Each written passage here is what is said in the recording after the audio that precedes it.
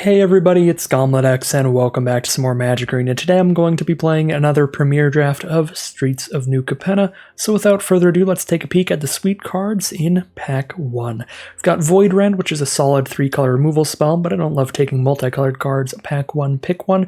Citizen's Crowbar is pretty sweet, a 2-mana 2-2 that gives you main deckable artifact and enchantment removal, plus it's a mono-colored card, mono-white.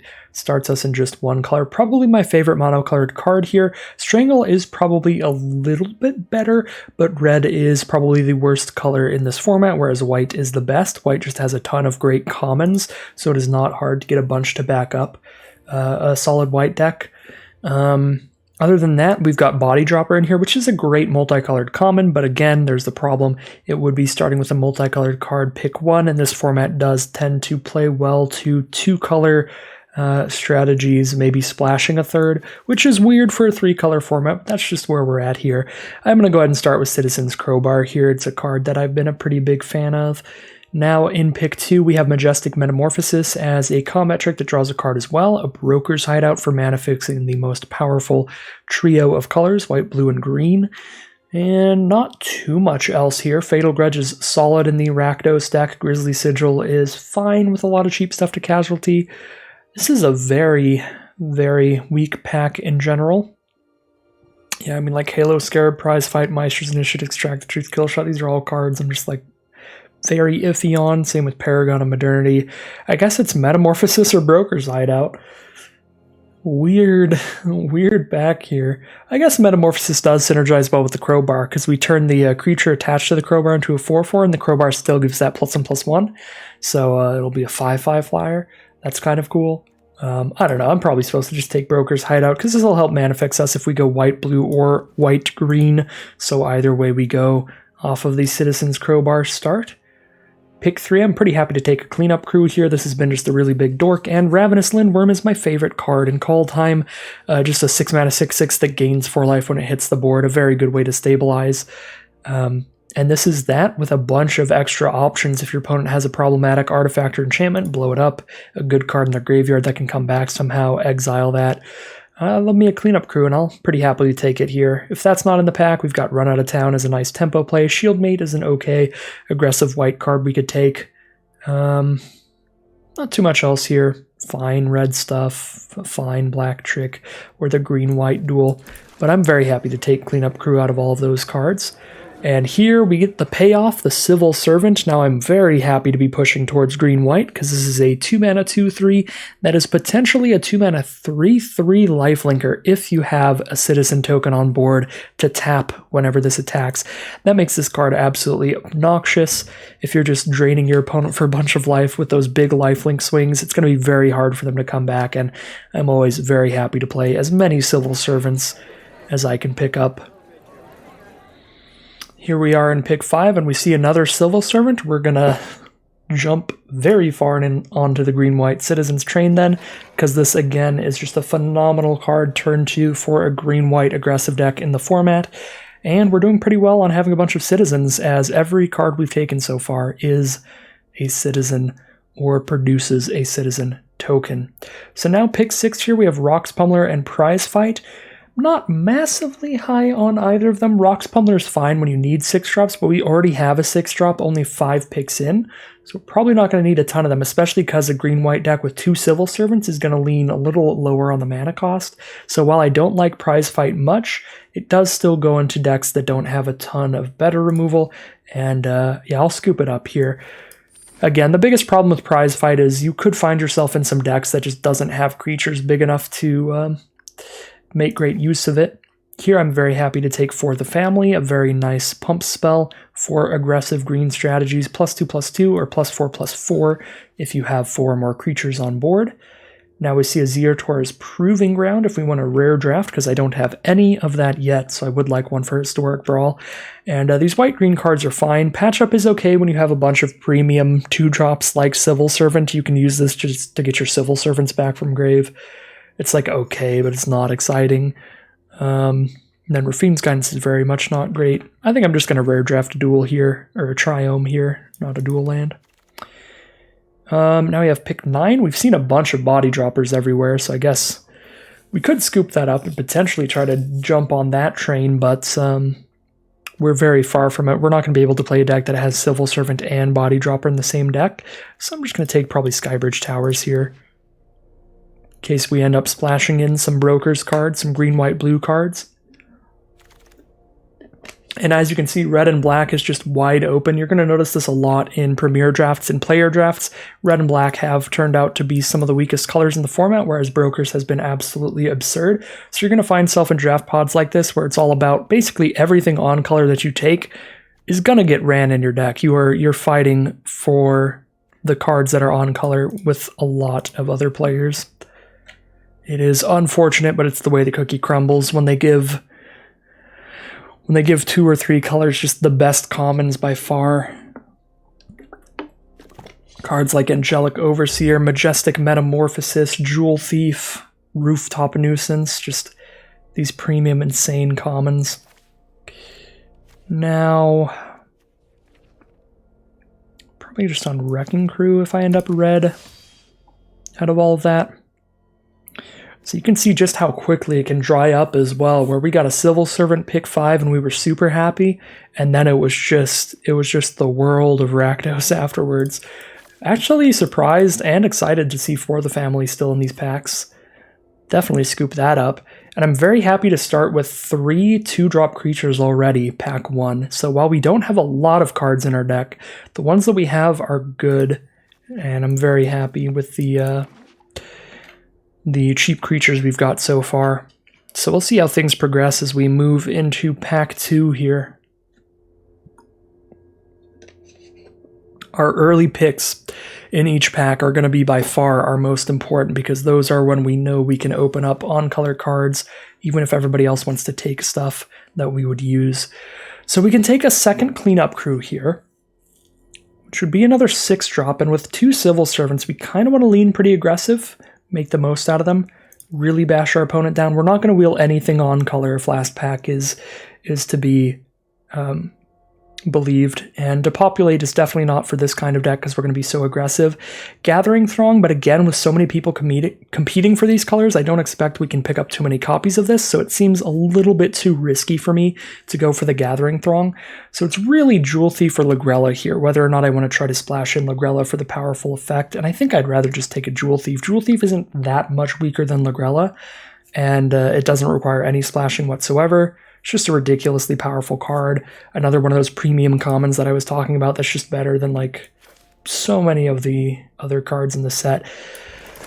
So again, since we already have 1 cleanup crew, I am going to take the Jewel Thief there. And here I will happily take a 3rd Civil Servant, although I guess I have the option of another Jewel Thief also. That actually is a really hard choice. Wow. Yeah, these are both phenomenal cards. I really try to skew towards 2-drops when I can in these powerful aggressive decks, like with Civil Servant and stuff, but Jewel Thief is so good. Yeah, this is a phenomenal pack for us. Just those 2 cards alone are all we need to see here to be happy.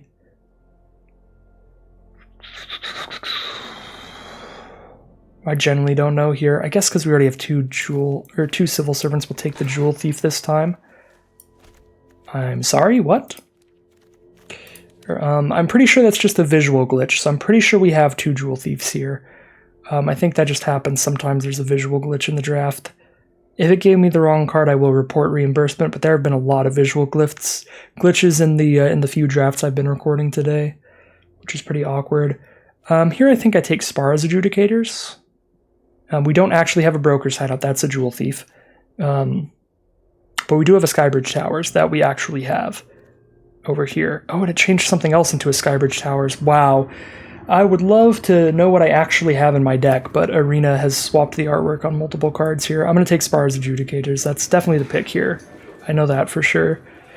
Because it's a very easy splash since it can splash itself in. It's a very nice card on turn 4 with that great Enter the Battlefield effect and the important creature type of being a citizen.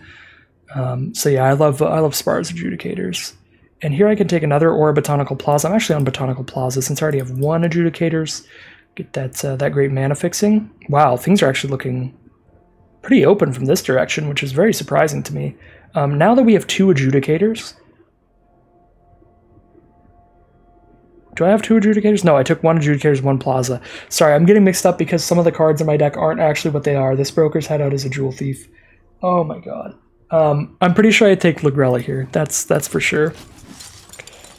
I think that's the only thing in my deck that isn't what it is this Broker's Hideout. I can't close Arena and reopen it because I've been kicked out of drafts before where if I close Arena and reopen, the auto picker immediately starts going and takes as many picks as it can. So if I close and reopen, it's going to take a card from both of these packs just immediately before I get back, even if I'm back in like 10 seconds. So, wow, yeah, this is really kind of discombobulated me on the draft here. It's gotten me all confused and stuff. And it's probably messed up my picks a tiny bit.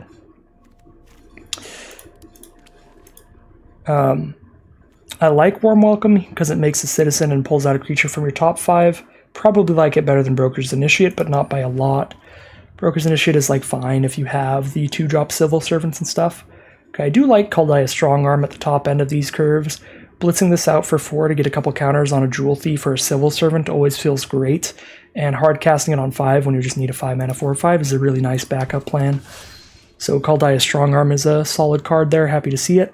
We do see a Gathering Throng pick 9, so maybe they'll be wheeling here. I don't expect Revelation of Power to be a particularly powerful combat trick in our deck because we're not going to have a lot of counters on our stuff. If we did, we would take it and be happy to run it, but since we don't have counters for the family, it's just going to be a stronger version of that. So we'll just take Gathering Throng.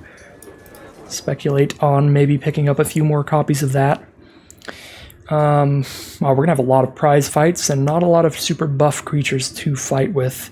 But again, I really prefer to stick to 2 colors if I can for these kind of decks. So I'm just going to take another prize fight. Take another 2-drop creature here or a green-white fetch land. This is one of the weaker 2-drop creatures, but we only have 3 2-drop creatures right now. So I'm going to pick up another Socialite here. It is important to get a lot of 2-mana creatures in your deck if you're trying to be aggressive, so that you always get the game started, get attacking as quickly as possible. So it says 8 creatures, but we actually have 9 because this Broker's Hideout is a Jewel Thief. That is how unplayed Red-Black is. See Corpse Explosion this late. Last pick Majestic Metamorphosis, though, is hilarious, but I would rather just rare draft there. I'm not going to splash in a Majestic Metamorphosis. Okay. Pack 3, pick 1. Best card in the pack out of green and white is Jewel Thief by far, and that is what I'm going to scoop up. Undercover Operative is a pretty solid card in blue, but again, trying to have blue just be a splash, and a double blue, a little bit more than a splash to me. So now we have 3 Jewel Thieves if Arena didn't cheat us. I guess it's possible that Arena cheated us, and this is actually a Broker's Hideout and not a Jewel Thief, but I'm pretty sure it's just a visual error. I'm going to take another Civil Servant here over a Halo Fountain, which might seem wild to people, but again, I am trying to stress as much as possible how important 2-drops are in aggressive decks. In the most powerful decks in this format, like Green-White Citizens, Civil Servant is just a really, really premium card. It's so important to just get off the ground running, get the ball rolling as quickly as possible, and Civil Servant really does that. Halo Fountain is a powerful card later in the game, but Civil Servant is just phenomenal on 2, and I'm going to take another copy here. And here we don't have much. I guess we have a Rumor Gatherer or Luxior, but Luxior just cares about counters on stuff, which we don't have. So Rumor Gatherer it is, which is fine filler to try out here. I don't think it'll be particularly great. We have a green-white Mana Fixer. We have a shield counter little trick, but we already have double for the family, which I think will be better. So I'm going to take Riveteer's Decoy here. It's a nice play on turn 4. You get this, and you force one of their creatures to block this instead of your other creatures. They trade into this, and then you draw a card when it dies if you blitzed it, which is great. So I like Riveteer's Decoy. It also gives us another 2-drop. So if we don't have anything else to do on turn 2 in our hand, we can just play that on turn 2. I am, again, a pretty big fan of Kaldia's Strongarm. Killshot is just not very good when you're trying to be the offender. You're trying to attack as much as possible. So I'm going to take a Kaldia's Strongarm there.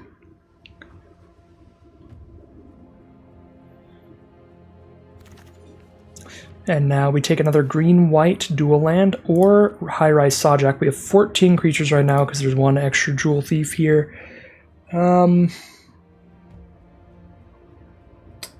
How High-Rise Sawjack is fine. Flyers have been really good in the format, so it is nice to have a little bit to block that, but I think our 3-drop slot is full of other just better creatures, like a bunch of Jewel Thieves and stuff. I'm going to take another Botanical Plaza here. Sad day for that one Gathering Throng we picked up.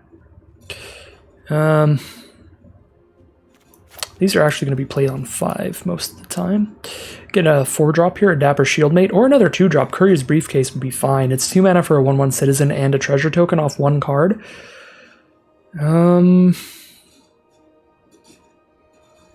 going to go for the Shieldmate, though, I think. Ooh, this is exactly the removal I'm looking for. Hold for Ransom, way better than Prize Fight in this deck, because this is going to lock down a creature until our opponent gets 7 mana. By the time they have 7 mana, that creature probably isn't particularly relevant, or hopefully they're just dead already because we've aggroed them out. So Hold for Ransom is a premium pickup for the Green-White Citizens deck.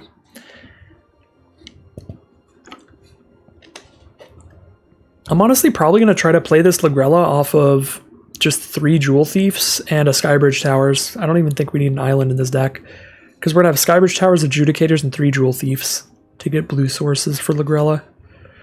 I want to take High-Rise Sawjack over Broker's Initiate. I actually don't think I do, because I think Broker's Initiate, while it is generally pretty weak and a very slow card, it is good when you have 3 copies of Civil Servant.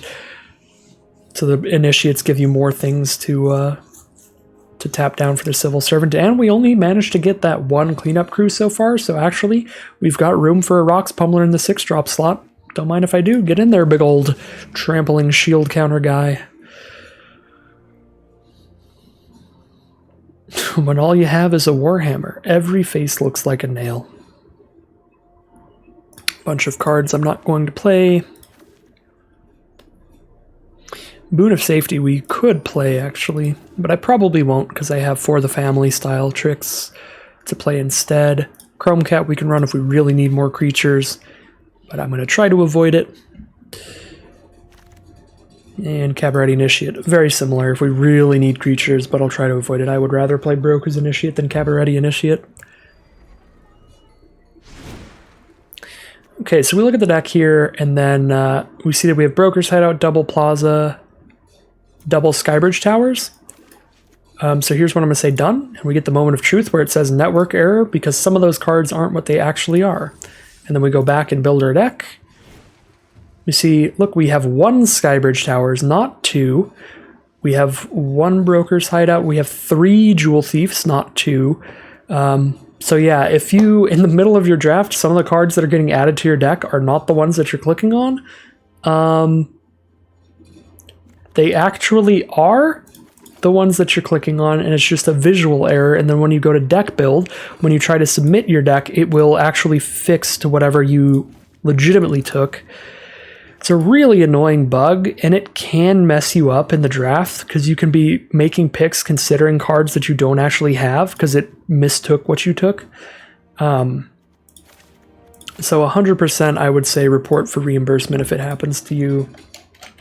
Wizards, the arena team, whoever, definitely needs to get that kind of thing fixed because it does mess up draft picks. If I didn't know that, I would have been taking cards differently, because as you can see, as I was saying during the draft, I was getting pretty confused because I was making picks where I was like, I have 2 Jewel Thieves, right? Because I had a Jewel Thief and a Botanical Plaza underneath it or whatever. That wasn't actually a Botanical Plaza, it was my second copy of Jewel Thief, stuff like that. It's just, I don't know what's going on, and I would really like if they could fix it as soon as possible. But it looks like we actually do have 1 Broker's Hideout. I thought it was a fake Broker's Hideout the whole time, but I guess we have one. Oh yeah, there was that 1 Broker's Hideout we took really early. I guess the Skybridge Towers, the extra Skybridge Towers was what it mistook our Jewel Thief for, something like that. Anyways, let's cut this deck down here. I'm definitely not going to play Cabaret Initiate. What's our creature count looking like? 17 creatures, 9 non-creatures. Pretty much ideal for the aggro sort of strategy. So we want to cut a few non-creature stuff here. Prize fights don't look great. We don't have a lot of beef. We do have some. 6-3, 6-6, 4-4, 4-5s. We've got enough beef to run a couple copies of prize fight. Not a million. Not super high on Boon of Safety. We could cut a Boon of Safety and a prize fight here. Maybe cut 2 prize fight. Just run 1 prize fight, 1 hold for ransom, 2 for the families as our removal. Holds for ransom and prize fight can kill whatever we target, whereas for the family, it has to be something that's getting into combat. Actually, we can and probably should cut another creature here. Because when you think about it with Citizen's Crowbar and Warm Welcome, these are both also kind of creatures. Because the Citizen's Crowbar is like a 2-mana 2/2, the Warm Welcome, it's a 1/1 that pulls out a creature from your top 5. I'm actually going to take the Warm Welcome out, I think. As good as this card is, theoretically, with Civil Servants, I've missed so many times on that card, even with 17 creature decks, that I'm just tired of it. Statistically, I think it's a good card, but it just doesn't feel like it works out for me. So I might have Warm Welcome be the last cut. At the same time, Rumor Gatherer, I've never had this card do anything either. So maybe Rumor Gatherer, because this one's also a very, very bad stat line for its mana cost. A 2/1 body is not what you want at all. You have to be interested enough in the effect to have a very below par creature for 3 mana. And I don't know if I am. We're not going to be playing more than one creature in a turn particularly often. If we had like 8 2-drops, then we would often on turn 4 be playing 2 of them, but we only have 5, so most games it's going to be 2-drop into 3-drop into 4-drop and just playing one creature per turn. Yeah, I actually just don't think Rumor Gatherer is going to do much for us. It is still going to scry, I suppose, which is something. Make sure we don't flood out. I don't know, maybe I am on a prize fight. I'm cutting a prize fight or a Warm Welcome or a Rumor Gatherer or a Broker's Initiate. Those might be the worst 4 cards. A 2/3 body can actually prize fight somewhat well, because it can kill Angelic Overseers and stuff, like 2/1 flyers. And kill 2/2s. Maybe prize fight's alright to have a couple copies of in here. I don't know, Rumor Gatherer is also a little bit hard to cast. I'm going to cut Rumor Gatherer. I know I've heard there's a lot of people in comments that enjoy that card, but it's never done anything for me. I also haven't ran it very often, so that's probably why, but I gotta cut something. Gotta get down to 40 cards here. I'm not gonna go for the 41 card special. Check our mana base here, get all of our colors in order. I'm pretty sure we're dropping down to 1 island with Adjudicators and treasure tokens from these 3 Jewel Thieves and 2 prize fights as ways to cast our Lagrella. Yeah, and then the 1 island, just so we can pull it out with Broker's Hideout if we need it. And we still have a Skybridge Towers as well. This feels like we should be A-okay to be casting Lagrella whenever we need her. We actually don't have a lot of white. We're pretty much just a green deck here.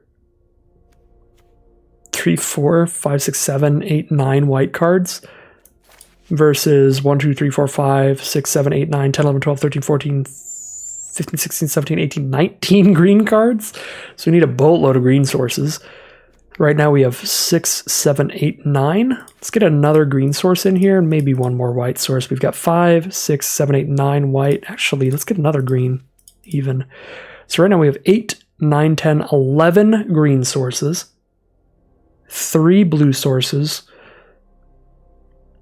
and 4, 5, 6, 7, 8 white sources. We do need white on turn 2, though. So even though we don't have a lot of white, it is important to have the white early. We have white 1-drops as well. So I might actually just even split our white and green still, even though I have so much more green. Because it's still 10 green sources. Yeah, 10 green sources, 9 white sources, 3 blue sources, and a ton of green treasure tokens from Prize Fight and Jewel Thief. Yeah, I think I'm down for this. And it's going to be our deck for the day. I might make some minor adjustments as things progress, because I was considering cutting a Prize Fight or considering cutting Warm Welcome. So if one of those plays really poorly in a game, I might cut one out to throw Rumor Gatherer in and try it out a little bit.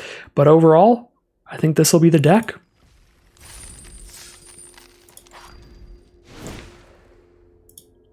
Solid citizen pile here. All right, here we are, game 1. Our opponent's on the play. If we were on the play, this is like a slam dunk auto win. Double Civil Servant here. But even on the draw, I think this hand's pretty great, and it's a definite keep. Broker's Hideout from our opponent with the Broker's Sleeves. So I'm going to assume a Broker's Mirror match here. which is going to happen a lot in this format, which is why I'm very excited to play some more Strixhaven when the quick drafts return. I am so ready for variety drafts, now more than ever, as this format has the worst color balance since Innistrad Midnight Hunt, with all the blue-black Decayed decks being in mirror matches all the time. It's unfortunate, but it is what it is. 3 mana from our opponent. They could counter whatever we try to play here. Probably just going to try to play another Civil Servant here. Hope they don't have a Make Disappear,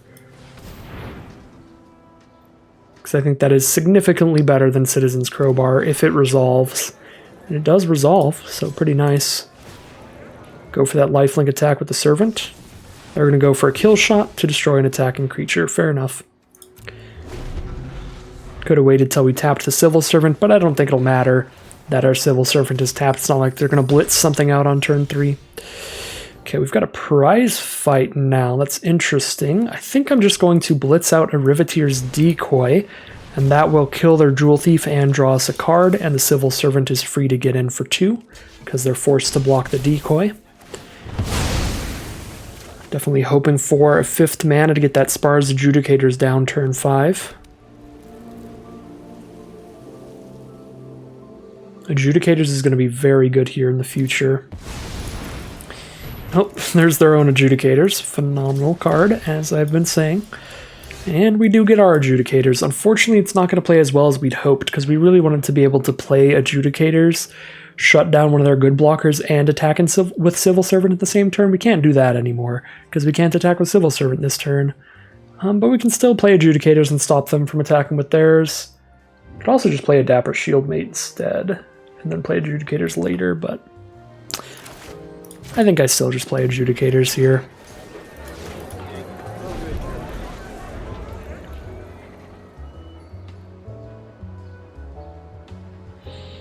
Shutting down their Adjudicators so they can't just like use a combat trick to kill ours if I go for a block or something. Swooping Protector in the main phase. Alright, I'll take it.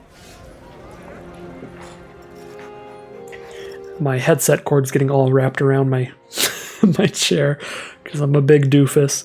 So we can actually use Shieldmate to make our prize fight do some big work here, which is kind of cool. It's just +2/+0 during our turn. So we can make our prize fight just beat their Adjudicator's butt. Alright, well, already prize fight is impressing me a little bit, because I didn't even think of that interaction. But that does work out quite well for us. And with a 2/3 and a 4/4 attacking it against a 2/1, we get to attack pretty freely there. They could block just to stop some damage, and they'd still have their creature, and they would just lose the shield counter. But Metropolis Angel is going to explain why they did not want to lose the shield counter there. They get to draw a card every time they attack with Swooping Protector now. So what are we doing here? Fighting against a 3/1 and a 1/1. We can still send the 4/4 in for sure. We can play a Citizen's Crowbar and send in Civil Servant as well. Yeah, and then we just play another Civil Servant post-combat.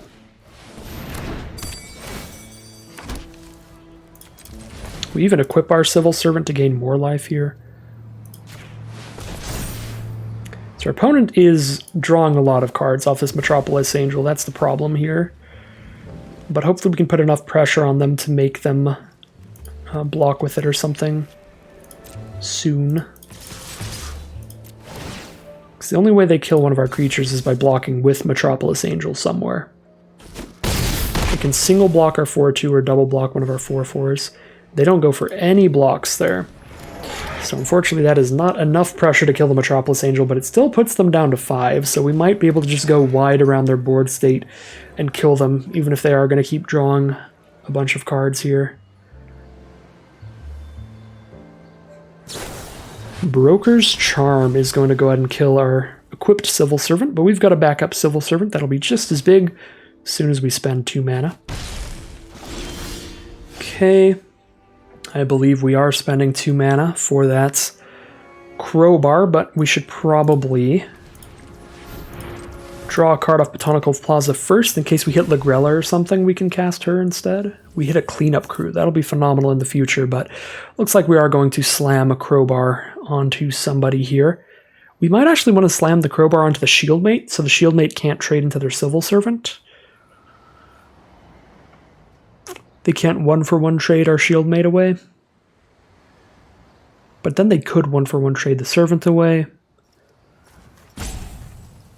And if they attack with their servant, they are gaining 3 life, which is a big deal at being at 5. So it might be okay to trade and just get that off the board. Yeah, I'm going to still suit up our civil servant here.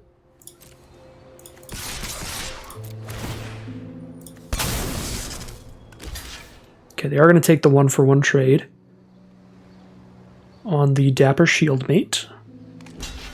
And they are going to double block Civil Servant to kill that. But we get to kill Metropolis Angel, which is phenomenal. So they're down to 2, and they just have a Swooping Protector now. Celestial Regulator, though, is a big draw for them. Or a big play for them. They might have had that already. Taps down one of our creatures and keeps it tapped for a turn. Cleanup Crew's solid here. There's no great artifact or enchantment to blow up, or a great card to exile from a grave, so we're just going to gain some life with it. So it's not like the greatest card in the multiverse, but it's going to be a big beat stick. And I believe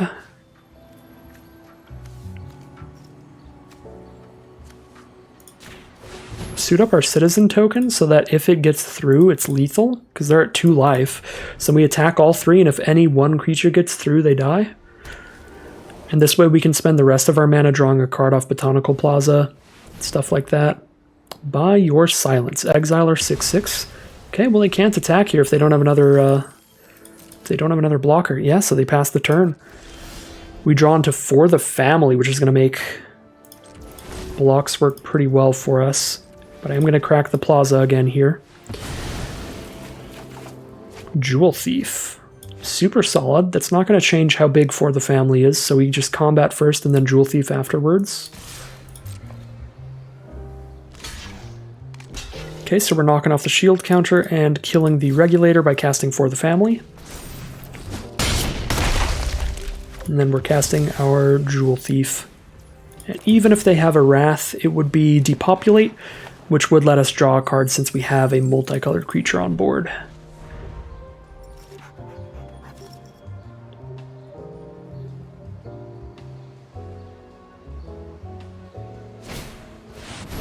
Ooh, Speakeasy Server does gain them 1 life, puts them to 3, so if we attack with everybody, they just let the 2/2 through, but they have to lose both of their other creatures. We actually probably put the Crowbar on Jewel Thief. Alright, they scoop them up. I was going to say, we put the Crowbar on Jewel Thief, they're still forced to block our 4/4s. Then we just get in for the same amount of damage and don't lose Jewel Thief that way. So that's why it was taking me a moment there. I was going to move Crowbar over, because if I didn't move Crowbar over and I attacked everybody, they go chump there, they kill there, and just take 2, which would be definitely worse for us than if Crowbar is on Jewel Thief, because then they have to chump there, chump there. We keep our whole board, and they go to 1. Just like they would otherwise. So that's going to prompt the concession from our opponent. I guess they know they don't have anything big enough to get them out of that one. And we'll start off this draft 1-0. Here we are now in game 2. Not a particularly keepable hand here. We need to get white and blue to get to Lagrella, or we need white for Broker's Initiate, or we aren't doing anything until turn 6. Definitely a mulligan for me. It's just too many things can go wrong with that hand. This hand's pretty bad as well, but at least we have Citizen's Crowbar on turn 2, and we can ditch the green combat trick here, because if we hit a green source, we know we're casting Jewel Thief. If we're casting Jewel Thief, we're getting a treasure token, which would mean we can at least blitz Strong Arm and potentially even just save that treasure for later to get the Pummeler out early. So I think I'm actually going to keep this one. I really don't want to mull to 5, so I tend not to mulligan to 5 unless my hand can do literally nothing. And at least with this hand, I get to do a 2-drop here. And luckily enough, we did draw the green source turn 1, so we'll be able to curve out quite well here. Courier's Briefcase is the first play from our opponent. Citizen's Crowbar will be our play. And now we have 4 lands, which is beautiful. That means we'll play Jewel Thief on 3, Strong Arm on 4, potentially Pummeler on turn 5.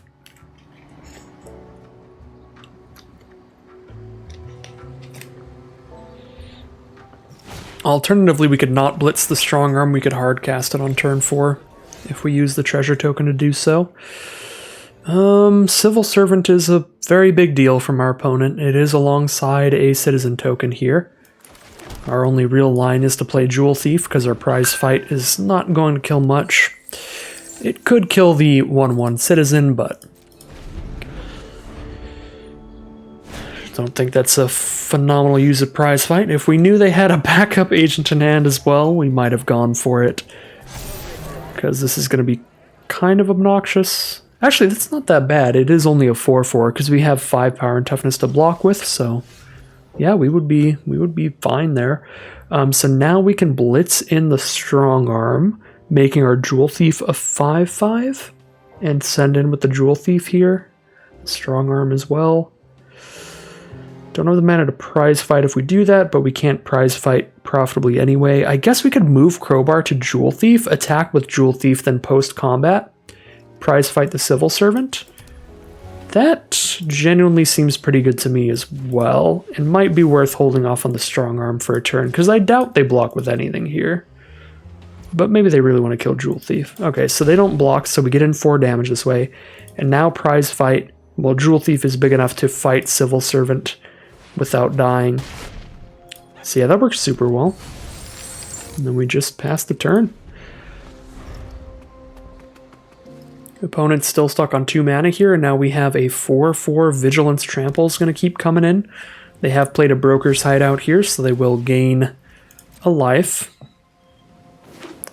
We could blow up our Crowbar to blow up their briefcase, but that's just if we really want to blow up a treasure token. If this were a mana rock that they could use every single turn, that would be worth it, but the fact that they only get to use that treasure 1 time, I don't think I'm going to make my Jewel Thief smaller just to keep them even more stuck on mana. Because again, that briefcase is only a 1-time solution to their mana problem. Rooftop Nuisance. Sacrificing that to tap both our creatures. Basically just them wanting to draw 2 cards here to try to get some more mana. And they get to slow us down a little bit in the process. Pretty nice. But thanks to all these treasure tokens, we're going fast here. Now they're tapped out, we get to play a giant trampler. If they cannot exile this, the Pummeler should be having a great time. Plus Jewel Thief's going to untap next turn as well. Blitz out a Strong Arm with everything.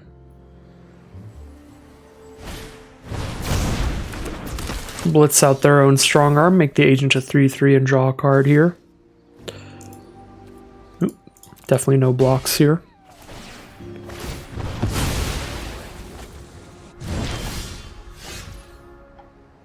So Pummeler has trample as long as it has a shield counter. It doesn't count a +1/+1 counter.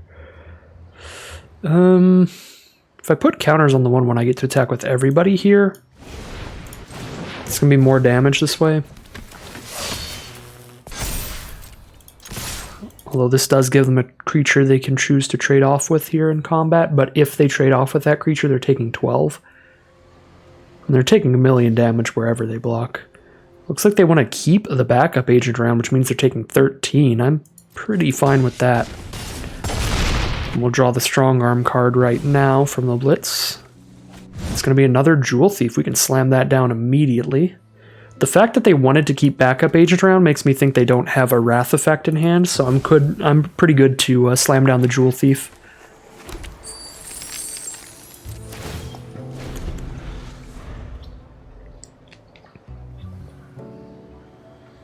Unless they're going for a next level play here, and that was how they convince us that they don't have a Wrath.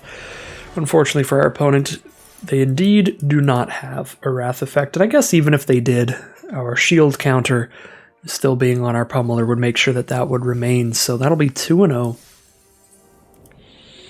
Pretty good hand here. A little bit slow, no 1 or 2 mana creatures in here, but Looks pretty phenomenal to me. Double Jewel Thief's going to be great, and we've got some great ways to close out the game with these 6-drop creatures. The Jewel Thieves are going to help ramp into with their treasure tokens. So pretty excited about this hand all around.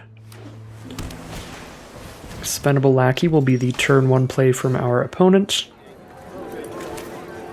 We'll go for our Broker's Hideout turn 2 here. I still would like to draw a land or two.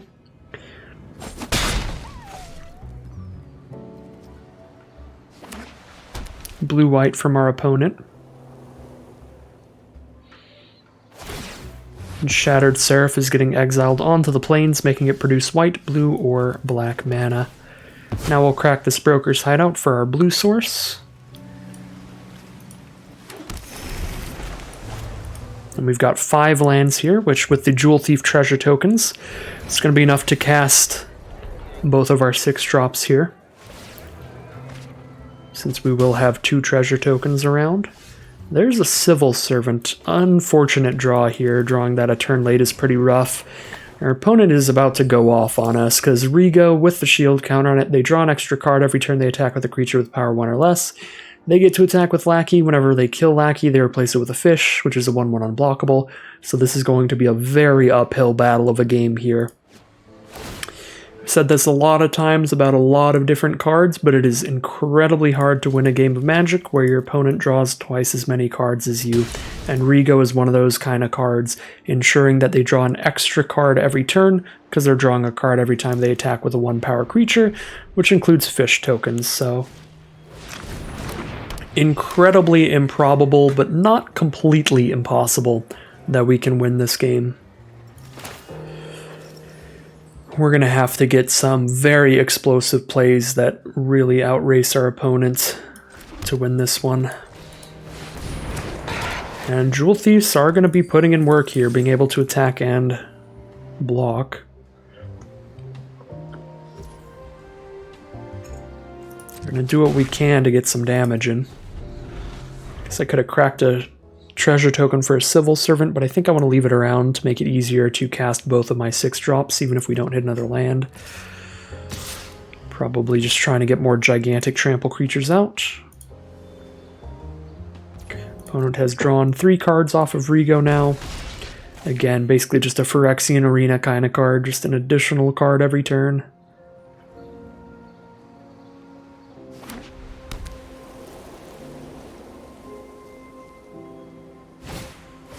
Obscura Initiate is the play. That's not a massive deal. I mean, I guess it is lifelink, but they have to spend mana into that at least, which means it's going to choke up some of their mana, so they can't spend all of their mana being as efficient as possible, dumping out their whole hand of cards they're drawing.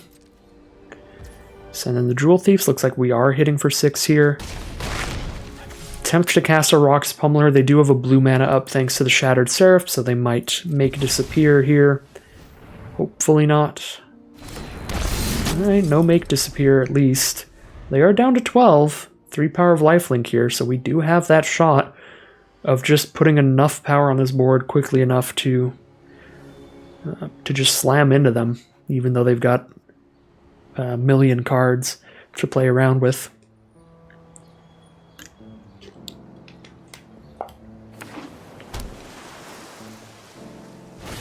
I was going to say, I have to imagine one of them is removal by now.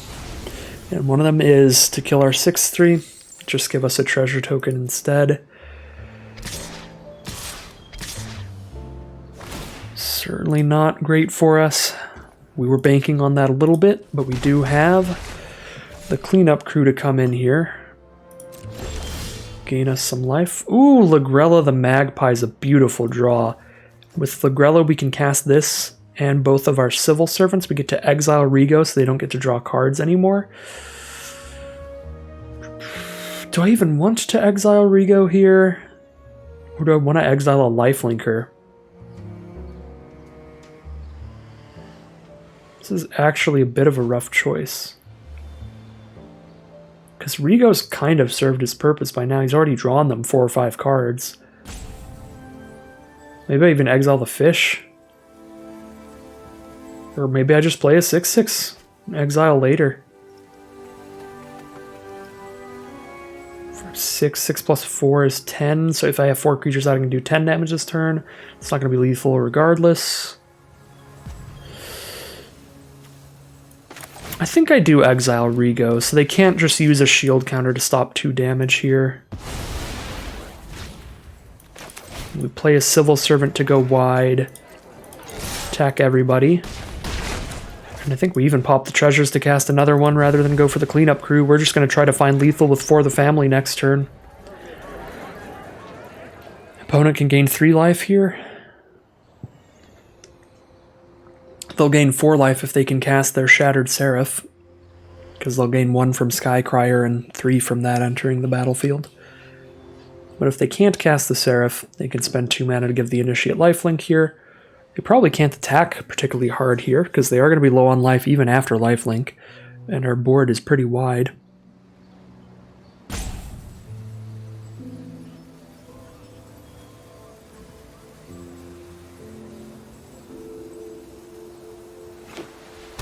Another land, they can definitely cast the Shattered Seraph. But they're going to go for Mysterious Limousine, a very good card from their hand. It's Lagrella in vehicle form, so they just get Rego right back, and now they can crew this 4/4 vehicle with them.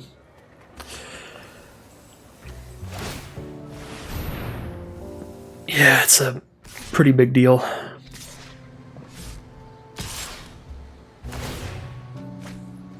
They're attacking pretty hard here. They're going to 10 life. With only 2 blockers, block both Jewel Thieves, take 1, 2, 3, 4, 5, 6, 7, 8. They do not take lethal here.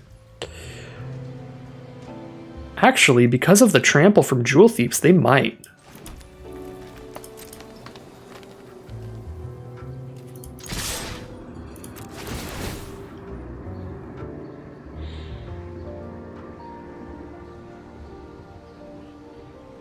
They block a Jewel Thief with a Limousine. And we probably just cast For the Family on the... See, exile it until it leaves the battlefield. So if we kill the Limousine here, we get Lagrella back. So even if we don't find lethal here, we For the Family on whatever Limousine blocks. We're going to do some extra damage to them and get Lagrella back. They're not going to block the trample. Okay, then we'll just kill them. That's 6 plus 4. They play around us combat tricking the Civil Servant, or combat tricking a Jewel Thief to kill the Limousine and trample over, but they just take lethal instead. So yeah, that'll work out for us. Wow, really nice stuff from that hand, just showing off how busted those Jewel Thieves are. That the Jewel Thieves can just jam into an opponent who's drawn 4 or 5 extra cards throughout the game. Just if the Jewel Thieves stick on the board, just keep jamming them in, get a lot of damage real quickly. That'll be 3-0.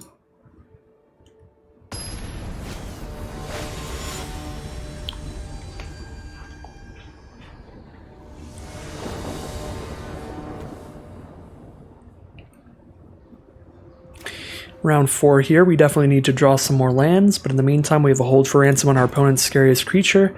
If we hit just 1 land, we are getting a Jewel Thief down, which as we've seen last game is a pretty big deal. And we do hit a land. Maestro's Theater from our opponent pulls out a Swamp. They play an island turn 2, so blue and black at minimum. Now we have 2 Strong Arms, so we have our turn 4 and our turn 5 play. Blitz 1, then just cast 1. Turn 3, we are ready for our Jewel Thief, but our opponent is ready with counterspells, potentially. Because they are completely untapped here. Looks like our Jewel Thief will resolve. They're just going to cast a Psionic Snoop, get a 0/3 out, and connive. Discard a non-creature card to have a 1/4 so they can potentially block Jewel Thief well. I think we're going to Strong Arm onto the Jewel Thief though. That'll make it a big target for removal, but I feel like that's better than Hold for Ransoming a Psionic Snoop here. I don't know. That would be a great time to play our tapped land if we want to Hold for Ransom though.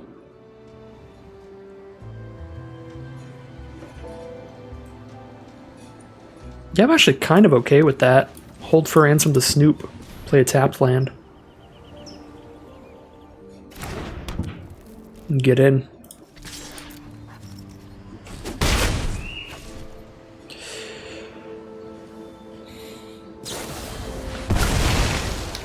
Dig up the body. They're going to sacrifice the Snoop to double dig up the body, which is basically draw 2 cards, but draw 2 creature cards from their graveyard to their hand.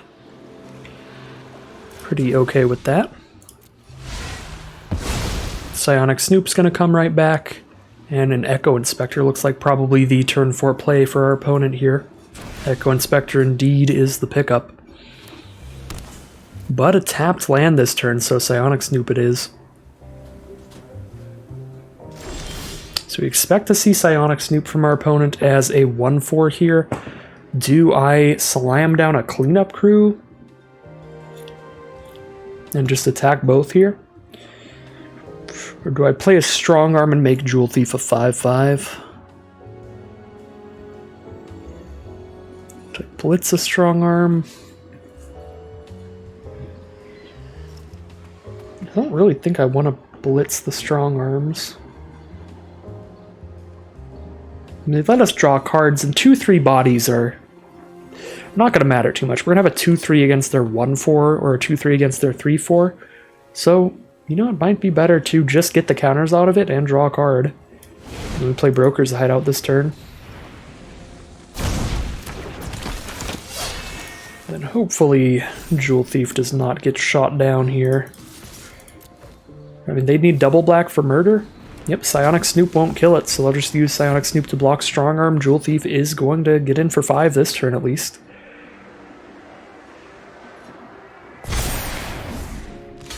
We'll draw our card off of our Strong Arm post-combat here.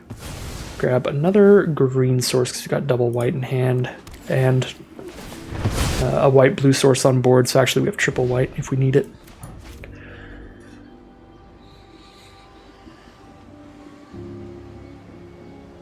So if they play an Echo Inspector this turn, they still don't have good blocks for Jewel Thief. They really got to look for a way to kill that card. Sleep with the Fishes, that is a way to kill that, but Cleanup Crew can just clean that right off the board, and that feels like our best play for this turn. Just get that out of here.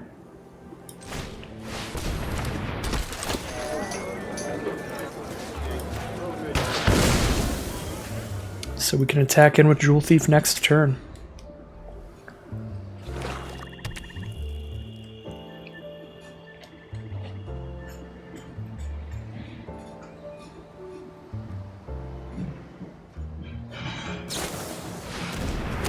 Graveyard Shift, return a card from their graveyard to the board.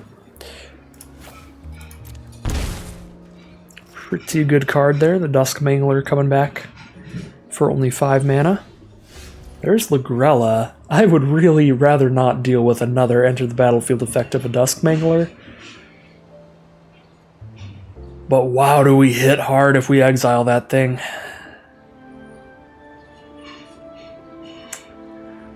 Exile the fish token again. Could blitz in a Strong Arm and still have 3 mana up to play Lagrella alongside it. So we blitz in a Strong Arm to make Jewel Thief even bigger to where they can't kill it, and then we attack with Jewel Thief, Cleanup Crew, and Strong Arm, and the only thing they can kill is the Cleanup Crew if they double block. That makes sense to me.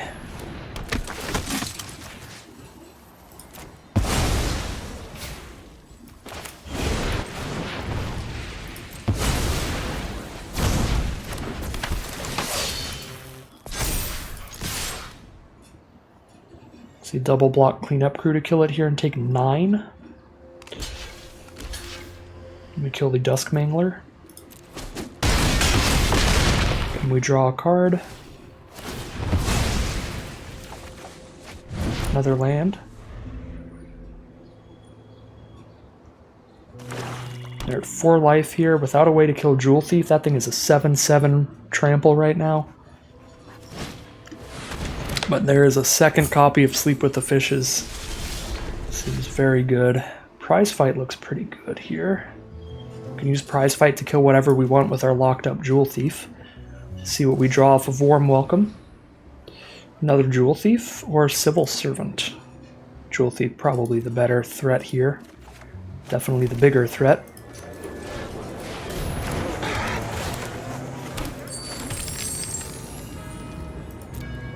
Ligrella doesn't get any damage in, she just gets blocked by the Snoop. So we will pass there.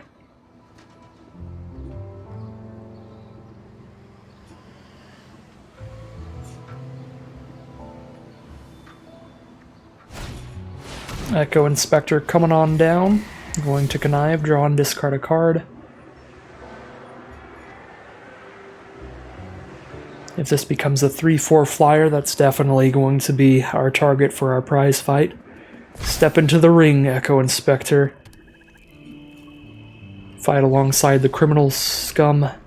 Or fight against the criminal scum, I guess. The Jewel Thief. Yep, I'm going for it here.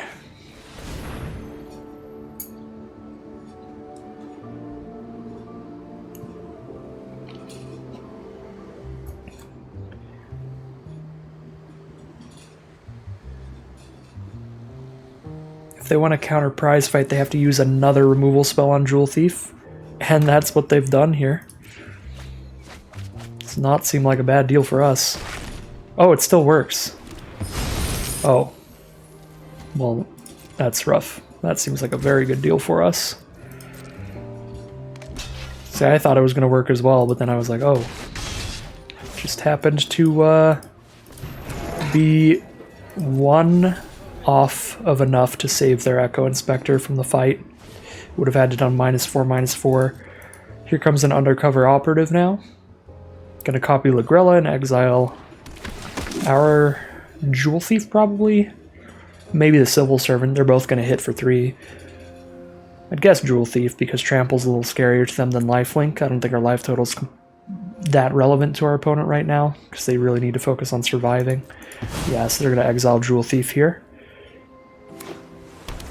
Okay, I'm going to pop these treasures to draw a card here. In our opponent's end step, I'm going to get a bit greedy here. See if I can draw something that I can work with to get immediate lethal. Riveteer's Decoy's close. I don't know if it quite gets there. No, I don't think so, because we play Decoy, they block it with the Psionic Snoop. We attack everybody, 2 creatures get in. 2, 4, no, 1 creature gets in, our 1/1 gets in, everything else gets blocked.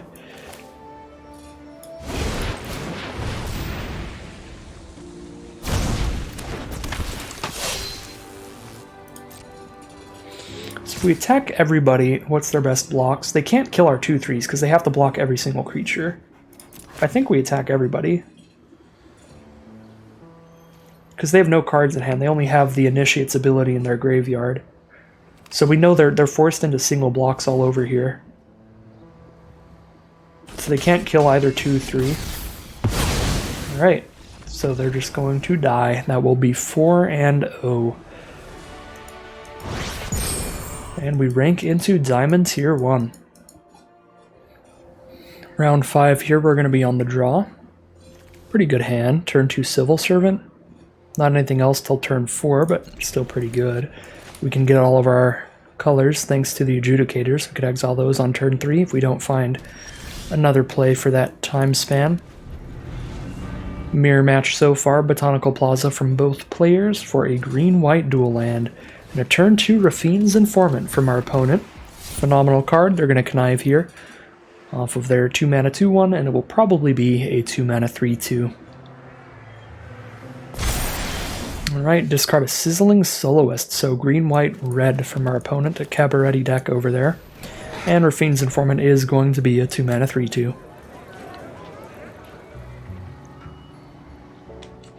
We've drawn a turn 3 play now, and it does provide us with a Citizen token. So I'm not going to take the trade if they go for the attack here, because if Civil Servant's big enough to crack back into them, which it will be a 3/3 lifelinker, then we'll just win that race every time because of the lifelink, the life gain going on. So we're not going to block if they attack in here. We're just going to hope they can't play a 3/3 or just another 3-power creature. If they don't attack, then we can't really attack into them.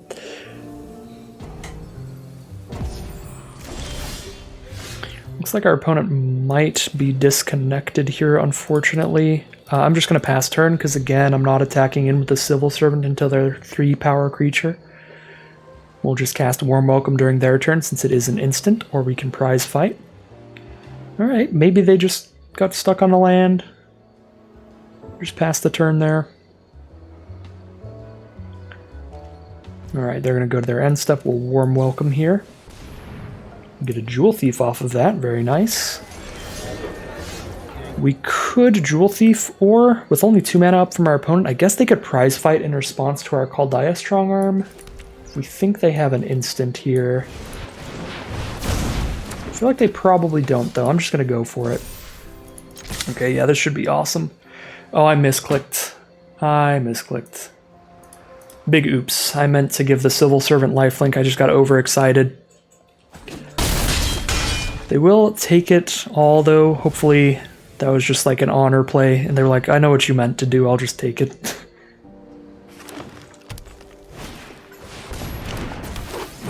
Oh, Fleetfoot Dancer, 4/4 trample, lifelink, haste. Well then, we've got a game on our hands still. Actually no, prize fight's gonna be bonkers. Yeah, no, prize fight has been popping off in this deck. I didn't even think of the strong arms with the prize fight has been so good. Okay, this time I'm gonna actually do what I meant to do, which was to give the Civil Servant an extra power and lifelink. Our opponent's going to take it all, so we're free to prize fight.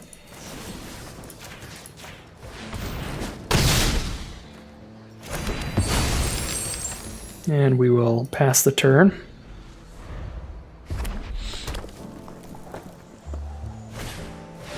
Workshop Warchief. Yeah, opponent's deck is very solid, very bomb heavy. Go to our turn here. Probably want to shut that off as an attacker or a blocker for a turn.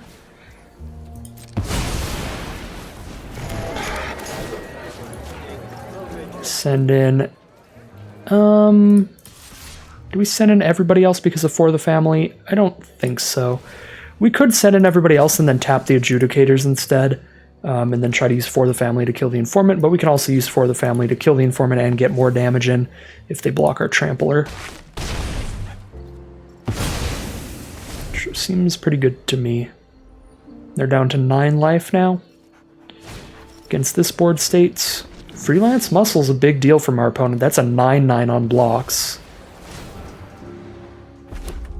Alright, well, we still have to fight through a bunch of nonsense. I'd rather shut off the War Chief or the Muscle. Does it matter? They can only block 1 creature. Block there, take 4, 5, 6, 7, 8. It matters. We don't have lethal.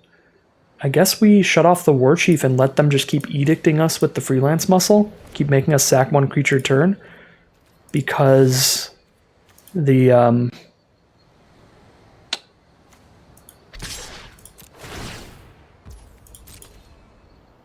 Freelance Muscle doesn't replace itself when it dies. I don't know, maybe we should have done that the other way around.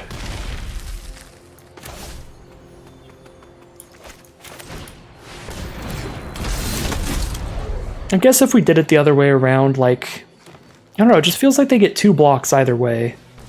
But I guess Freelance Muscle is theoretically infinite blocks. Well, they're not dead on this board. Depending on what we draw. Lagrella, they are dead. Phenomenal draw there.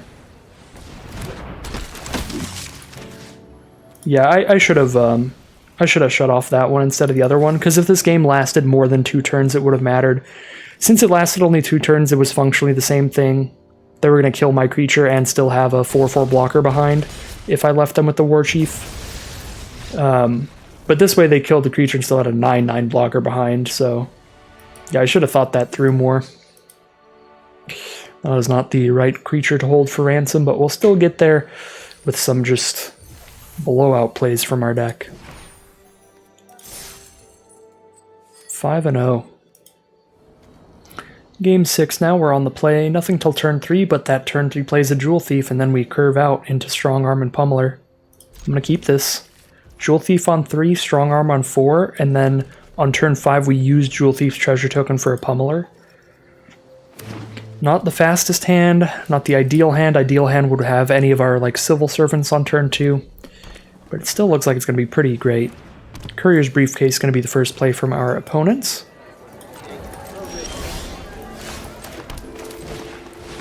We've drawn 5 lands now, so we have all the lands we need to get Pummeler down.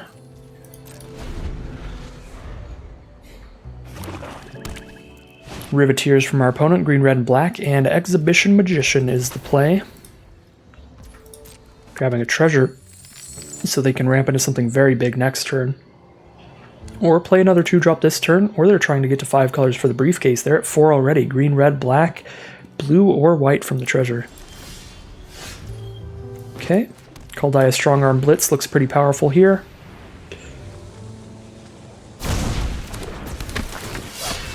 And then we still have that treasure token left behind for the Rocks Pummeler next turn.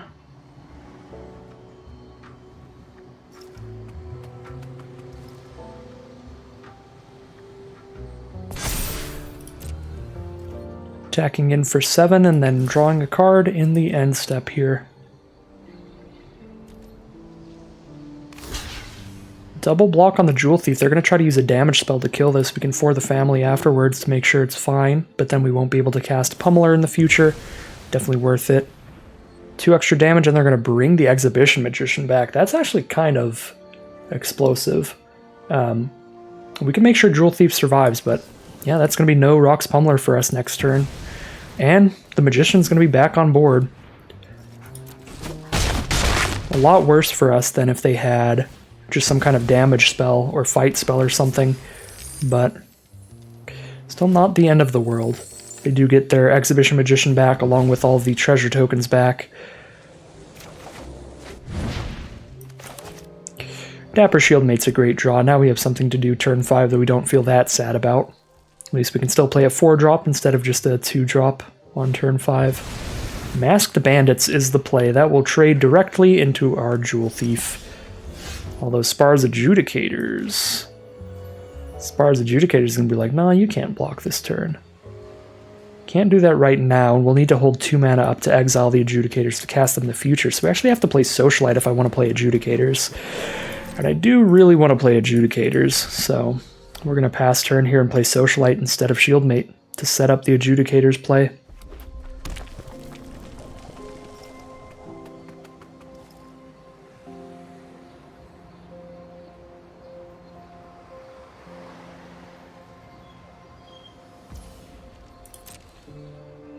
Opponent will attack with Masked Bandits, no blocks here. Take 5. Down to 15. Opponent is at 13. Pugilist, uh-oh. Things are running away from us here. Opponent's got some big plays.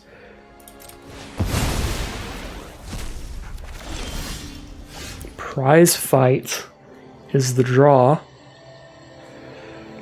Pretty cool card, but not perfect. Definitely playing Adjudicators.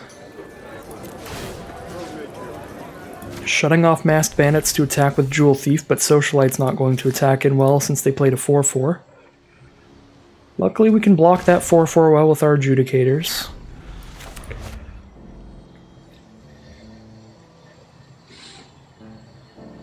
Actually, we just block it with Jewel Thief. What am I on about? Would be a very suspicious attack if they send it in.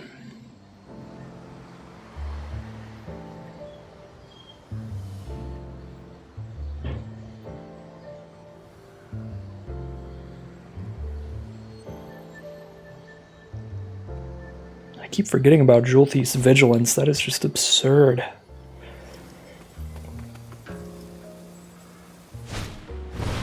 Nightclubber's the play. That'll kill our Socialites. Make everything small enough that Pugilist gets a good attack in now. Can trade up on the attack. Yep, Nightclubber's a great card. One of the big reasons that I was saying Attendant Socialite is probably one of my... It's my least favorite creature in the deck. Because of, again, just that 1 toughness stat line is just so bad in this format.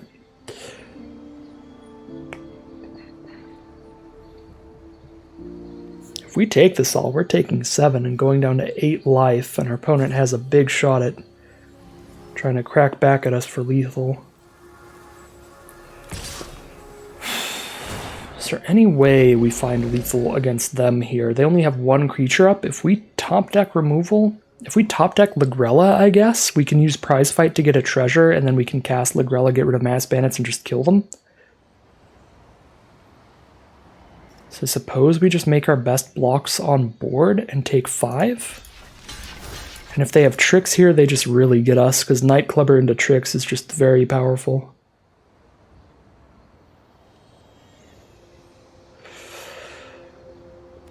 Maybe I kill the Devil token here. It's 1 extra damage somewhere. This will have taken 2, this will have taken 1. That's not enough to kill anything, just was 1 more to us. We take 7. Go to 8 life. But then they're down to just Pugilist and Mass Bandits next turn. We'll do that. And we do win with top deck removal. Hold for Ransom works as well.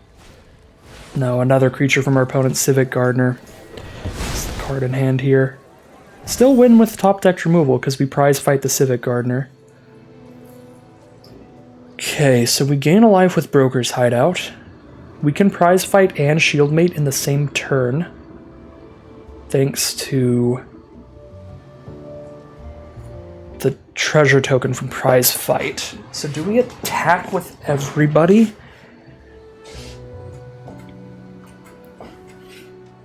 And then think how we want to prize fight? If they block our 4/4 with a 5/5, that works so badly for us. I feel like we have to attack with just our 5/5 here. Just grab an island, gain a life.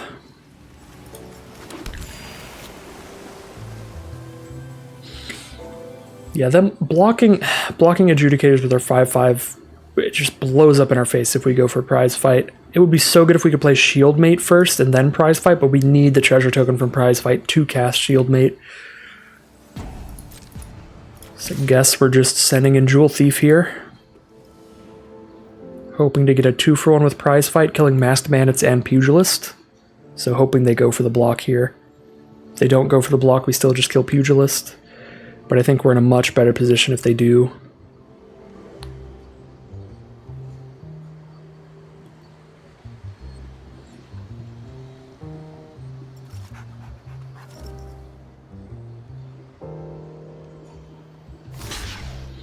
Go for the double block here. We're going to kill Masked Bandits for sure. Prize fight Pugilist. Yep, nothing from opponent means this is going to work out how we want it to. Going to be a really nice line for us. Puts them down to a 2/2, and we have a 4/4 and a 4/2 with a shield counter on it. Only a 4/2 during our turn, though. Definitely puts us in the lead on board. We'll have to see what they draw into, though.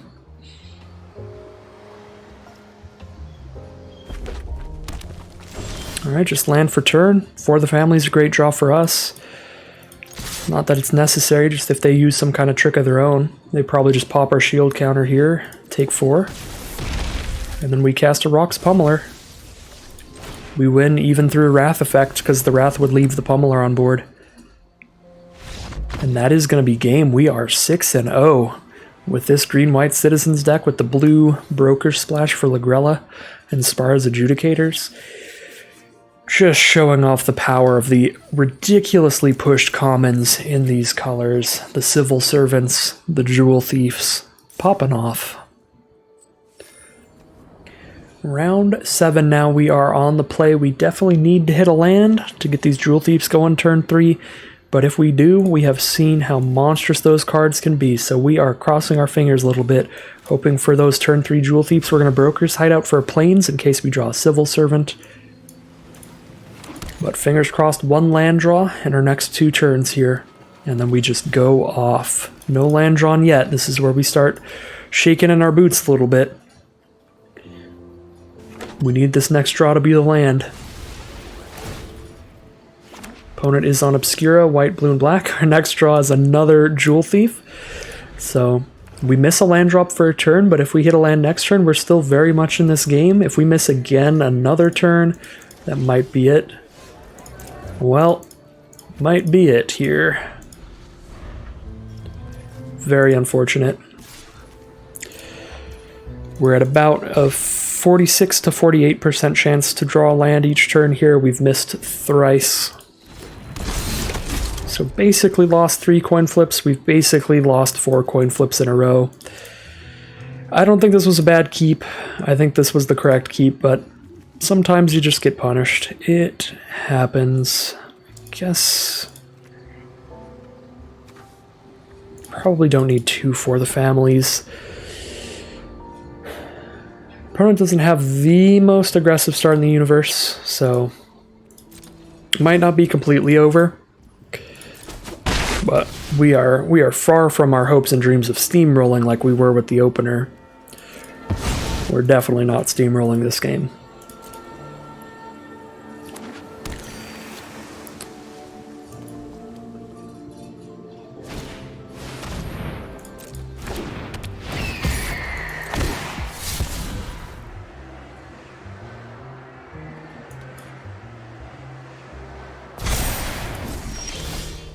Well, sometimes you win some, sometimes you lose 5 coin flips in a row. 6-1 it is. Round 8 now. Definitely can't run into the same mana issues as we had last hand. We've got a great turn 2, 3, and 4 curve, and we're on the play. Pretty happy with this start. Definitely going to keep here. Grab our blue source off the broker's hideout turn 1. Play our plains into crowbar turn 2, forest into jewel thief turn 3. Pretty good start. See where it takes us. Opponent is on black here. Start with a swamp.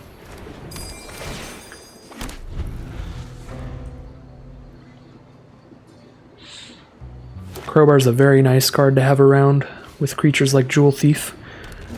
Their vigilance and trample going to be very effective together. Hit in for 2 here. Opponent played a turn 2 Crooked Custodian. They're green and black so far, so almost definitely red, green, and black for Riveteers. You never know, though. Every once in a while, someone will end up with a weird enemy-colored brew. Definitely not going to block the Crooked Custodian here. I would much rather save our Jewel Thief around. And Midnight Assassin is the play. That is an annoying card. Is that annoying enough to Lagrella rather than playing Shieldmate? I think it is. Get that out of the way. So we can keep hitting for 5 with these two. Opponent is down to 13 now. Gilded Pinions is the play. That gives them a treasure token, helping them hit their 3rd color if they do have red in there. But stuck on 3 mana here. We get to slap our crowbar onto Jewel Thief and play Shieldmate this turn. Seems good to me.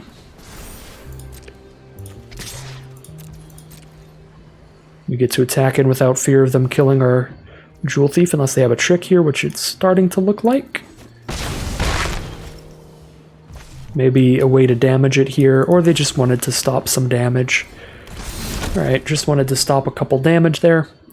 Shieldmate gets down post-combat. Things looking very bad for opponent. They have hit their red source, but it might be too little too late here.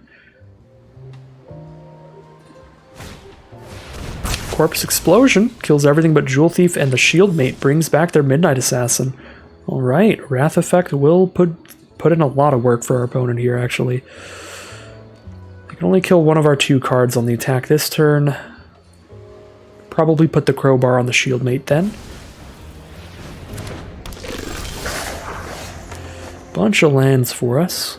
If I move this crowbar around, I don't get to draw a card. Plus, Shieldmate is probably trading with Requisitioner now. Wrath is looking pretty explosive on us. Oh no.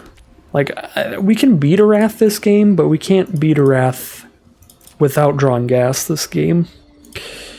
We would need Wrath into land draws to lose here, and it's looking that way. It's looking very possible here.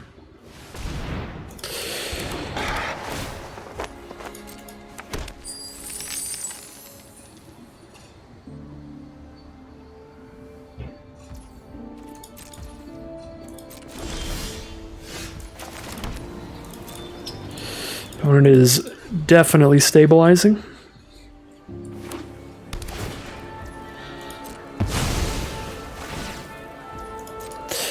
Again, usually if somebody wraths you but you still have 3 cards left behind, that's still a way to reassemble and get back into the game. It's just unfortunate our 3 cards left behind were 3 lands. So, opponent is very much getting a full board state here. We're going to have to draw some of our best cards to get back into this one. I'm pretty happy with this attack because now we get to attack with Jewel Thief and kill 2 of their creatures on their block instead of just one of them. Right, because they have to double block. They have no double block where only 1 creature dies. We're not going to kill a great creature here, but we can kill their 3/1 and their 1/1 or something like that. I guess we can play Adjudicators here, shut off the 3/1, force them to lose something more valuable than that. Then the only way they kill Jewel Thief is if they double block with a 3/3 and a 1/1. Actually, pretty excited to do that here. Shut off the 3/1 so they can't trade off their most expendable creature. And then even Shieldmate would trade for Magician here. So maybe worth the attack. Probably not, though. Probably just the Jewel Thief here. But Adjudicators is a pretty nice draw. Definitely nice to hit a 5-drop as our first non-land here.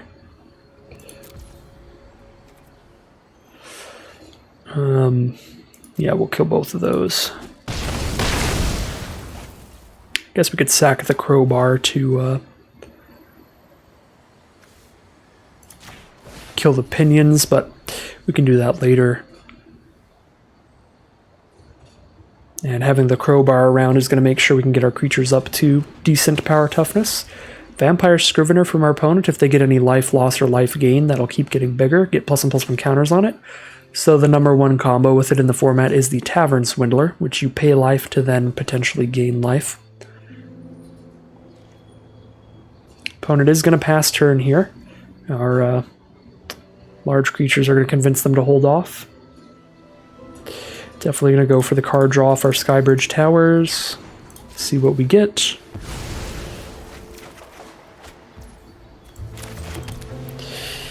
Another land for us here.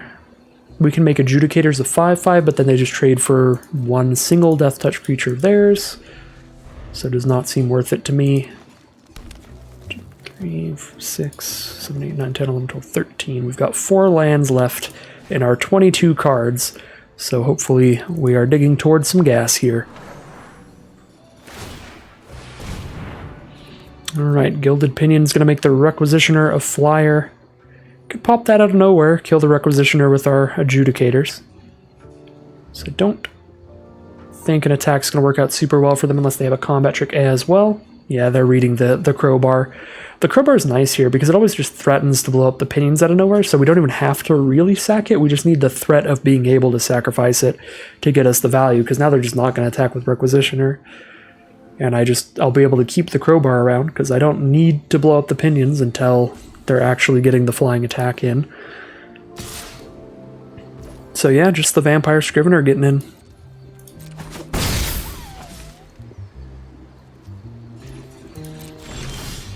Prize Fight is the draw. Fortunately, that's very bad against a Death Toucher, which is the most important card on the board. But it still puts in some work here. It's going to kill one of their decent cards. You know what I could do? I could actually choose to attack with the Shieldmate here, because it's low enough toughness that even if the Death Toucher's not around, it's just going to trade into a 2/1 and a 1/1 or a single 3/1 or something. So because of its lower toughness, I can attack with it here and then Prize Fight to make sure that it's going to kill Requisitioner plus Midnight Assassin. Or like it's going to kill Midnight Assassin and something else here. And then that's going to help the board get a lot more clear for Adjudicators to potentially become big enough as a 5/5 to send in elsewhere. Alright, I guess it doesn't actually kill 2 things if they block like this. Yeah, no, I didn't think that entirely through. Death Touch is just a really annoying mechanic, because if I fight the Midnight Assassin, it's going to die on the fight trigger, and it's not going to still damage Requisitioner. Yeah, no, it's probably still worth it. We got to get this stupid Death Toucher out of the way. Alright, well, that line didn't work out how I thought it would or how I wanted it to, but it's probably still correct to just get this Death Toucher. Just get that gone. I don't know, maybe we just hold on to Prize Fight there still. Hope that we draw a 2-mana 2/2 at some point. Trade that into it.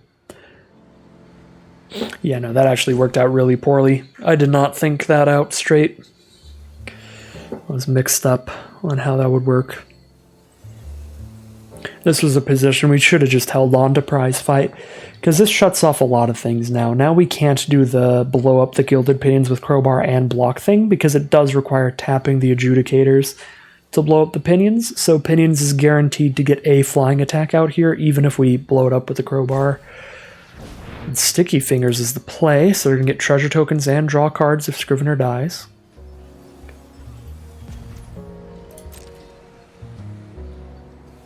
We can blow up the Sticky Fingers, but they don't even need the treasure tokens here that badly. Alright, so they're just going to hit us for 2.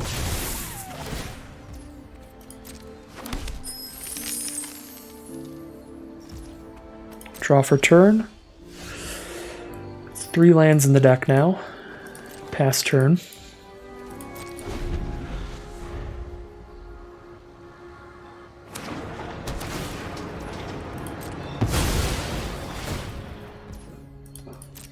They're gaining a life off the Riveteer's Overlook. That's putting a counter on the Scrivener. They can attack for 6 in the sky this turn. We're on like a 2 or 3 turn clock now. Probably should have just used Crowbar on the Pinions last turn, because at this point we're not really going to attack in. Just got to be on blocks. The additional power only really helps on attacks. 4/4 is already big enough to block anything they have on the ground.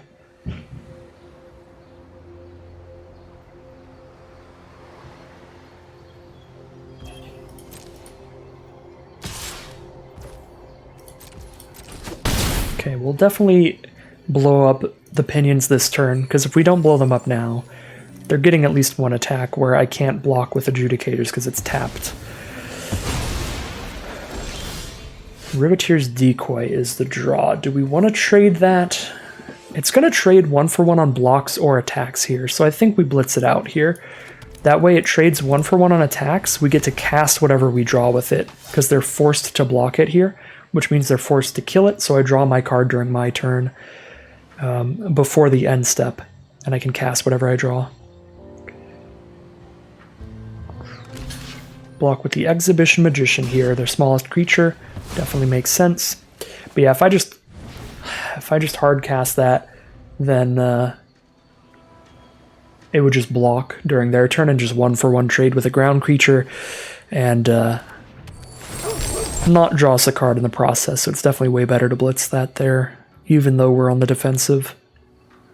Unfortunately, a creature coming out is going to have Venom Connoisseur give Death Touch to itself here. If they play another creature, both their cards have Death Touch. And it's a Dusk Mangler, which makes us sack our only creature left. And discard a card. Not that our cards in hand matter too much. But yeah, that's even just lethal on board. That was a brutal 2 games there. We go from the 2-lander to the 2 lands left in our 18-card decker. Brutal games there. 6 and 2. That will happen in a game of variance, a game of chance, as Magic is. See if we can get a solid hand as we head into round 9. The final round. Alright, we're on the play here. Great 2-drop. Well, not a great 2-drop. It's great that we have a 2-drop and then a bunch of Jewel Thieves on 3. We have the 3 mana for them. A definite keeper here. Hopefully this will play out a little better for us this time. No Wrath, fingers crossed. Cabaret Courtyard is the first play from our opponent, and it's going to fetch out a planes and gain our opponent alive. We've drawn all 3 Jewel Thieves here, so we're gonna really get out on the ground running this game. Get this ball, not just this ball, get this boulder rolling this game. So we cast Jewel Thief pre-combat here to give the Socialite +1/+1 if they don't counter it. I dropped my pin that I was using as a, I forget what it's called, but you know, just to get your twitches out and stuff. Dropped my pin I was twiddling. Alright, send in that Socialite. Hit them down to 18. Broker's deck from our opponent as well. The white, blue, green mirror match. No turn 3 play either from our opponent. We get our Broker's Hideout, getting us another land here. Could play a Jewel Thief to get another 3/3 Vigilance Trample. Or I can blitz a Strong Arm out, but that costs us the treasure. I think I'd rather play a Jewel Thief. Again, pre-combat because of Attended Socialite. But that does let our opponent know everything that's going on this turn if they have instants to play of their own. And they know what to try to deal with here.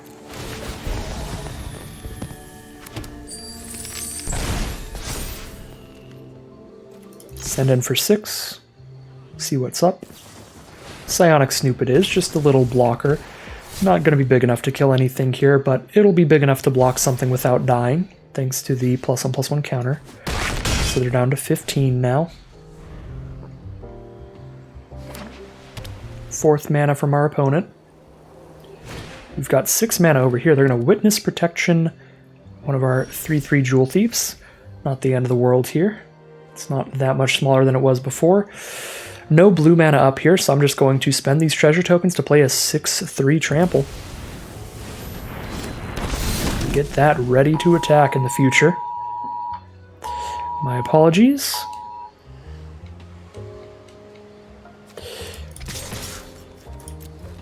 Definitely not playing Magic in the middle of a tornado or anything, don't worry about it. Knockout blow. Well, I'm genuinely impressed by our opponent's start here. They are completely nullifying our start. Yeah, definitely a good collection of cards to have against this start for us here. I mean, they're down to 3 cards here. We still have 3 cards in hand. We're still in a good spot. It's not like we're getting beat up here. We're not under any pressure. We're just not able to like close this game out as quickly as I'd have wanted. We blitzing here, making Socialite 4 power. We could Jewel Thief and Civil Servant, and that would also make Socialite 4 power this turn. As well as setting up a very good way to use our legitimate business person. We'll use them as a citizen to buff the Civil Servant. They have a counterspell here? What? They had a counterspell there. Didn't want to counter the 3 mana Jewel Thief. They saved it for the 2 mana spell afterwards. I mean, it definitely works on us. Make sure Socialite's not big enough to attack in here. But that was very unexpected for me. Would have expected the counter on the Jewel Thief. Adjudicators is a great draw here. And we're going to go for it. Alright, and they've used their counterspell, so no counterspell this time around. If I shut off Broker's Veteran, none of my creatures die, but if I shut off Psionic Snoop, I get more damage in. Probably better to shut off Broker's Veteran here. Just don't trade off my 3/2. Just get in for 3 here.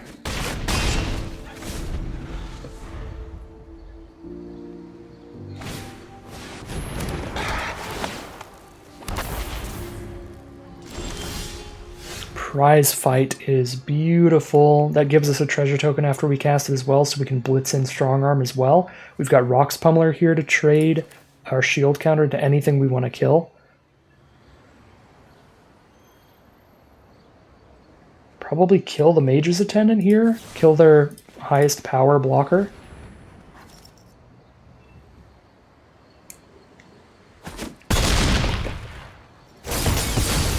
We want to set up our creatures to survive. There are 2 and 1 power creatures here. I honestly probably kind of just want to put a counter on Jewel Thief, because Jewel Thief is just so good. The Vigilance Trample, making that as big as possible, is just obnoxious. I'd probably go there. Even though Socialite could just trade into the Broker's Veteran here. If they do that, it means these 2 are getting through just freely. Could trade for the 1/1 Wizard if they go for a double block there. No, they're going to go to 5, keep all of those around. We'll draw a card off Strong Arm. Even lands here are pretty good, because if we get 2 more lands, we save our Rocks Pummeler from the Hold for Ransom. Alright. Draw a discard from Echo Inspector. We hit our 6th land here. Riveteer's Decoy is never going to attack in very well. No matter what, it's going to just get blocked by a Snoop or die or something, so probably do blitz it in here. We've got 4 blockers, we'll have 4 attackers, I guess. One of their creatures has to block Decoy. 5/5 and 4/4 still get in pretty well. Yeah, I think we blitz and Decoy and attack all here. I think we even send in the legitimate business person at this point. The only creatures that really matter are the 5/5 and the 4/4. So if they're blocking a business person to kill it, it means they aren't double blocking a 5/5 or 4/4 to kill that.